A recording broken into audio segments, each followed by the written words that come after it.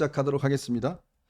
오늘은 좀 좋은 소식부터 먼저 좀 여러분들하고 좀 공유를 해야 될 것 같습니다. 우리 대학로에서 이 상영되던 창작 뮤지컬 어쩌면 해피엔딩이라는 작품이 있습니다. 근데 이런 작품이 미국 브로드웨이로 건너가서 오늘은요 토니상 6관왕을 기록했습니다.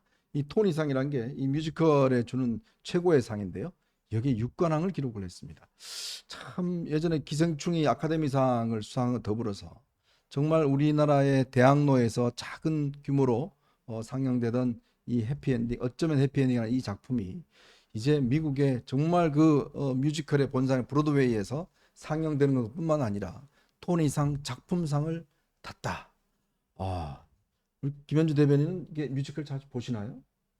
뭐 자주 보지는 않지만 그 브로드웨이 가서도 네. 관람을 한 적이 있고 또 국내에서 또 여러 차례 관람한 적이 음. 있습니다만 우리가 이 문화적으로 가지고 있는 역량이라고 하는 게 이렇게 수면 밑에 있다가 네. 어느 시기가 돼서 이렇게 확 폭발을 하는 것이 아닌가 이제 이런 음. 생각을 해보게 되는데 지난번 그 아카데미에서 우리 기생충이 네. 작품 수상한 것은 물론이고 과거로부터 보면 모스크바 국제 영화제를 그렇습니다. 비롯해서 여러 세계 국제 유수의 영화제들에서 많은 수상을 한 기록이 있습니다만 이건 또 다른 얘기라고 할 수 있습니다.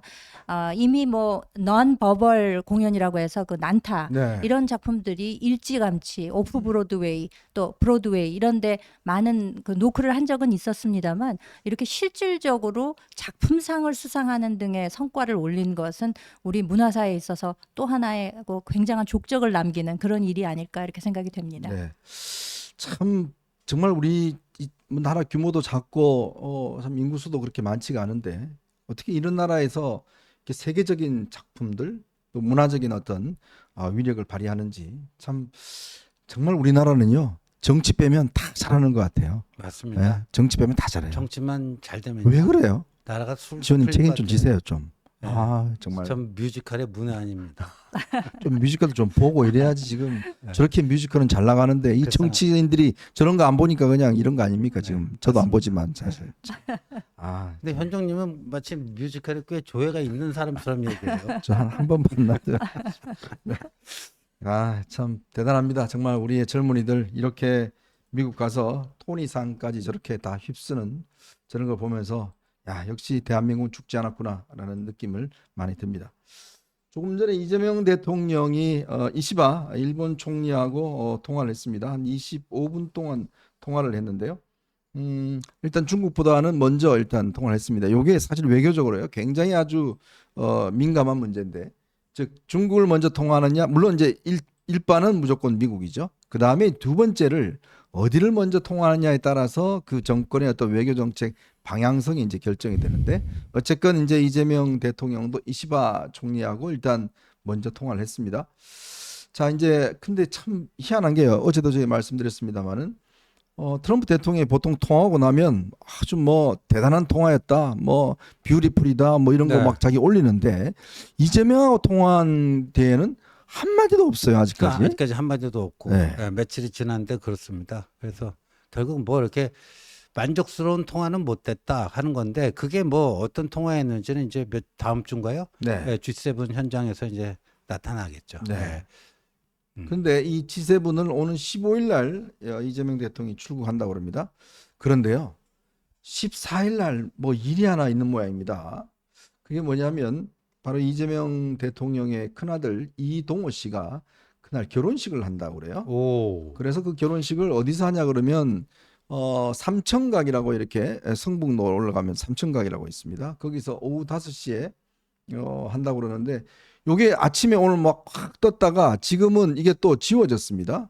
이게 지금 딱 이게 전부 다 이제 없어졌는데 지금 제가 보기로는요 현직 대통령의 자녀가 결혼하는 거는 예전에 최태원 회장이 노소영 씨하고 청와대에서 결혼하는 거 그렇죠. 그거에는 처음인데 근데 제가 이걸 이제 청첩장을 다 보니까요 이 아들 이름으로 축의금까지 받는 그 계좌번호까지 올렸어요.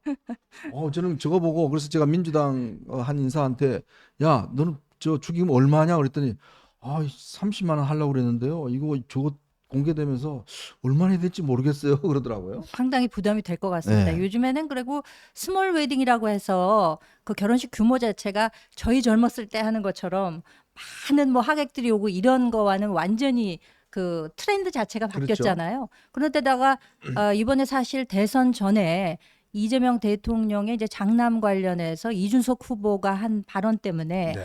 과거의 행적들이라던가 혹은 뭐 사법 처리된 이런 내용들이 많이 불거졌었기 때문에 그렇죠. 이 시점에 뭐 물론 뭐 결혼이라고 하는 것이 미리 결정을 하셨겠습니다만 이런 점에 대해서 조금 뭐 의문시하는 그런 시선들도 있을 텐데도 불구하고 이거 규모로 봐서는 그렇게 스몰 웨딩도 아닌 것 같네요. 보니까. 저거 다 알렸기 때문에 네. 3천가 이거 꽤 큽니다.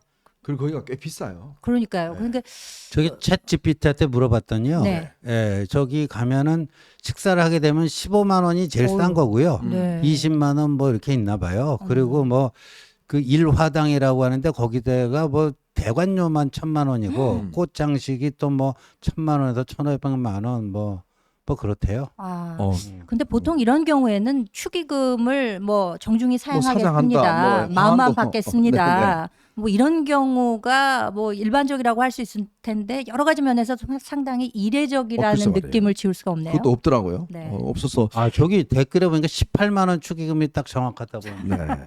그래서 우리 가야 되나 말아야 되나 좀 자꾸 생각이 듭니다. 아니 뭐 좀 가서 그래도 뭐 인사라도 해야 뭐 탄압도 안 할 것 같고 어떻게 우리 가볼까요? 결혼식장에.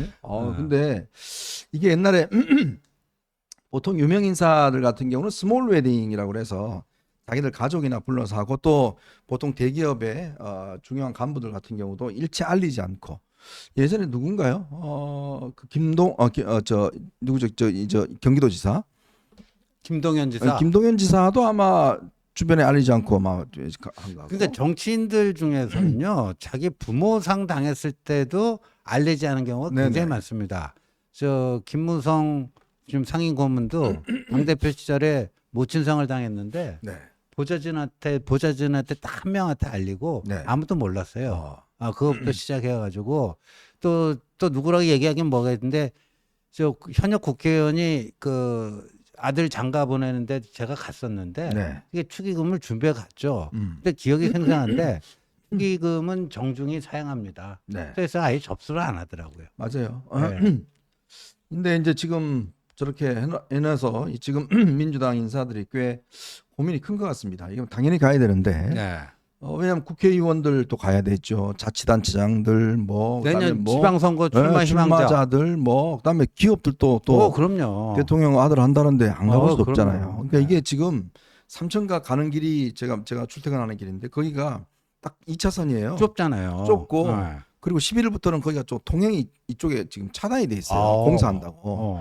제가 볼 때는 아마 이번 주 토요일 날 난리가 날 것 같습니다. 저희가. 근데 참 이게 뻔히 아마 알았을 텐데 아마 이제 그 며느리 될 분이 이제 아마 음악을 전공한 분으로 알고 있는데 근데 이제 이렇게 대규모로 결혼식을 하면 네. 국민들 눈에도 그렇고 언론들도 당연히 또 취재를 가야 되잖아요. 네. 그리고 옛날에 아마 제가 알기로 추미애 의원이 아마 아들을 저기서 결혼시킨 걸로 알고 있는데 맞아요. 기억나요. 그때도 아마 뭐 인산인해였습니다. 맞아요. 네. 그때도 당대표 그때도 시절이었죠. 네, 그렇죠. 당대표 네. 시절에 결혼식을 공개리 했더니 뭐 진짜 거기 삼천각이 아주 그냥 박 터졌다. 거의 뭐 박터질 정도예요. 근데 뭐 현직 대통령이 저렇게 결혼식을 하면 글쎄 안 가보면 이거 뭐 찍힐 것 같고. 그 김부선 씨도요 며칠 전 유튜브에서 자기도 네. 가봐야 되겠다. 축의금 한 200원 정도면 되겠냐. 네. 정말.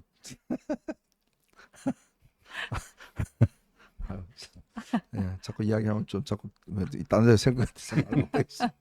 어쨌든 뭐 축하는 드리는데, 근데 아마 지금 여러 가지 아마 부담감이 작용을 해서 내렸는지 모르겠지만, 그래서 이제 꽤 이게 좀 논란이 될 것 같습니다. 왜냐하면 사실은 이게 축의금이 예를 들어서 뭐 한두 푼이 아니잖아요. 지금 뭐 제가 볼 때는 아마 최하가 한 30만에서 50만 원 할 것 같은데, 그러니까요. 그래서 얼마나 해야 될지도 다 고민스러울 것 같고, 자, 그렇게 해서 모아놓으면 뭐 수십억 걷는다. 그러면 또 그것도 또 좀 논란이 될 것 같고, 근데 그죠? 도를 지나치면 그거 좀 법적으로도 문제가 되지 않나요? 네. 아, 그게 아마 좀 글쎄 뭐 그런 것이 아주 아니 내 계좌를 안 받고 아들 계좌를 받았다 뭐 이렇게 해서 아들 뭐 계좌로. 또 문제겠죠 뭐. 네, 어쨌거나 한번 축하는 드리겠습니다. 축하는 드리고, 근데 이게 또 괜히 아마 대통령 출국하는데 또 이런 논란이 되면은 좋지 않지 않겠나라는 그런 노파심도 좀 전해드리도록 하겠습니다. 자, 저희는 오늘 여러분들과 세 가지 이야기를 좀 해볼까 합니다. 지금 이 시간 현재 국민의힘이 의원총회를 열고 있습니다. 이 김용태 비대위원장이 제기했던 이 조기 전당대회, 9월 전당대회죠. 뭐 조기도 아니죠. 전당대회 문제와 그 다음에 지난번 후보 교체에 책임 있는 자들에 대한 당무 감사 뭐 등등 논란이 할 텐데 오늘 아마 이 의총에서 꽤 중진들의 반란이 일어나지 않을까. 지금 중진들은 사전 회의를 낸 모양입니다. 3선 이상들은. 특히 아마 이제 이 친윤들이 어떻게 할지 이게 아주 복잡한 것 같습니다. 지금 보니까 조기 전당대회에 대해서 김문수 쪽은 또 적극적으로 환영하는 입장인 것 같아요. 왜 빨리 해서 빨리 본인이 하고 싶은 생각이 있는 것 같습니다. 자, 그 이야기 함께 해드리고요.